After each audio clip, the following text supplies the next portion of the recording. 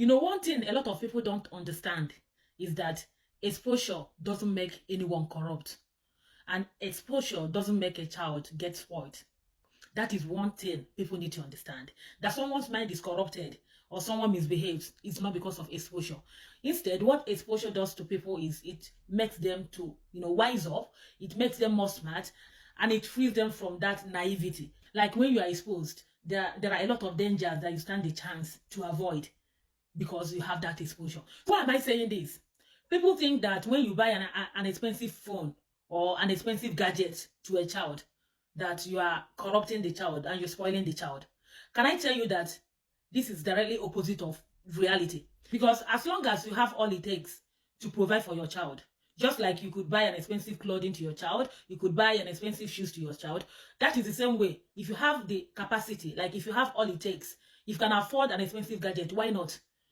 Are you telling me that people that are using iPhone 16 Pro Max, that they are more corrupt than those who are using Nokia Touch? They are not.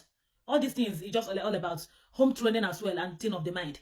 Do you get? So imagine that one child is using a phone, an Android phone that seems to be affordable. Say a Techno phone. I don't know how much it costs anyway, but then there are some Android phone which are very much affordable than the others. So this particular child uses this Android phone which seems to be cheap, all right?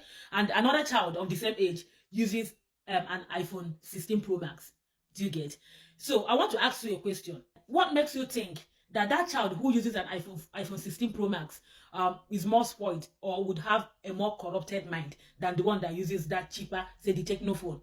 Come to think of it, both are smartphones that you can actually access anything on the internet with that phone. Anything at all on the internet, you can actually access it with these two smartphones. So what has it got to do with being corrupt and then being spoiled?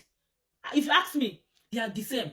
The one that uses this cheaper phone and the one that uses this expensive phone. The only difference between the both of them is the fact that one could afford, or one's parents could afford this one and the other could not afford it. That is the only difference. Talking about one who is more vulnerable to being spoiled or being corrupted, they are all on the same page.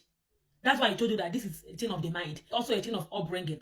So the gadget you got for your child doesn't have anything to do with how spoiled or how decent your child is going to be. That is one thing a lot of us have to understand. And sometimes I don't even blame some of us, because it is a part of the world we live in that influences us, that affects us, that affect the way we think. Because if you go to a developed country, you hardly see a child of even 8 years who uses an Android phone. Most of them use an Apple phone. Most of them use an iPhone. I mean, a child of 8 years old playing game, watching cartoon with an iPhone. How does it make you feel? So I think it is our origin, where our part of the world, that is actually influencing. So there's nothing wrong in you buying an expensive gadget to your child, as long as you have the capacity, as long as you can afford it. So we should stop attaching it to being spoiled, being corrupted, and all whatnot. It has nothing to do with that. Okay?